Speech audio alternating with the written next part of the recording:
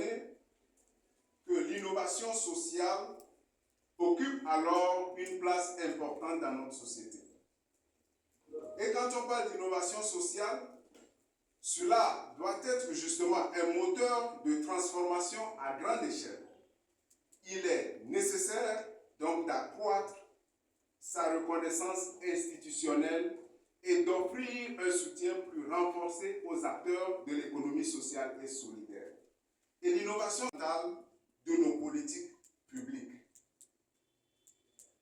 Mais un élément sur lequel nous souhaitons également mettre l'accent, au regard des défis auxquels nos sociétés, c'est que nos sociétés fonctionnent souvent sur la base des relations transactionnelles, où chaque échange, ce que l'on donne et ce que l'on reçoit. Si des dynamiques sont essentielles dans les domaines économiques et professionnels, elles ne doivent pas devenir la norme absolue dans l'engagement social.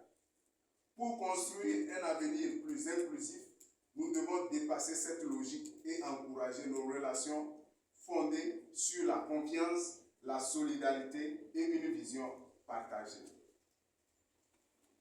Et donc, pour nous, nous sommes à un tournant historique. Unique, d'aller encore plus loin.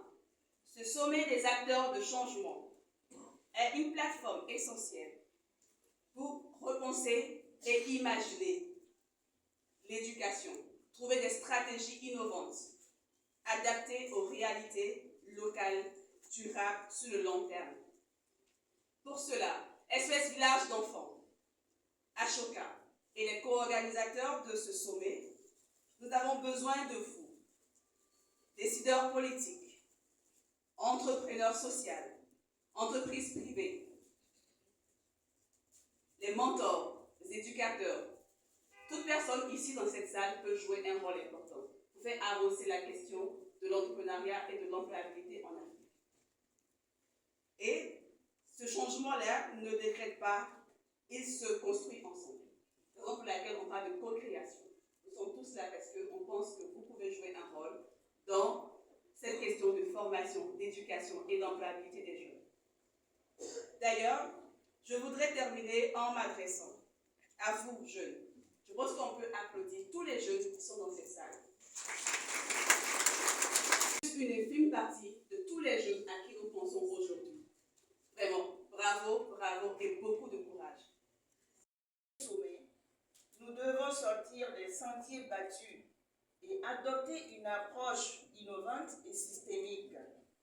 Cela signifie que nous devons travailler ensemble pour trouver des solutions adaptées à nos contextes locaux, surtout africains, mettre en œuvre des projets pilotes et expérimenter de nouvelles approches, encourager les jeunes à créer leurs propres entreprises et à innover, tirer parti pour améliorer l'accès à l'éducation et à la formation, placer au cœur de la réflexion tous nos jeunes. L'ESS étant un secteur pourvoyeur d'emplois dans nos pays, nous avons tous en tête ces jeunes Sénégalais qui, grâce au programme de e-tutorat, on peut améliorer leurs résultats scolaires et envisager un avenir plus prometteur.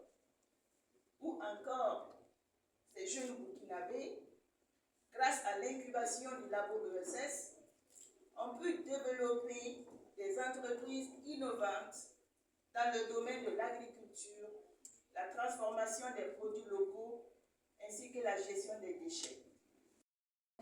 Pour offrir à tous les élèves et tous les apprenants les compétences de base nécessaires.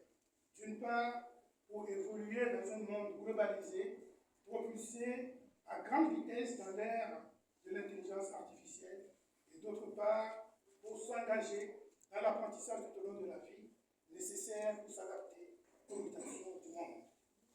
Ainsi, la 60e session ministérielle de la Confomène qui s'est tenue à Abidjan en avril dernier portait sur le thème de l'articulation entre l'éducation, la formation technique et professionnelle, l'orientation vers les filières scientifiques et technologiques et l'entrepreneuriat pour une meilleure employabilité des jeunes. Plusieurs ont été formulées et validées par l'ensemble des ministres, je voudrais vous en rappeler quelques-unes. D'abord, opter pour des financements innovants de la formation technique et professionnelle en mobilisant les entreprises à côté des pouvoirs publics et des autres partenaires. Mettre en place une gouvernance efficiente basée sur des tests législatifs, incitatifs et facilitateurs. Informer et orienter activement les jeunes vers les filières scientifiques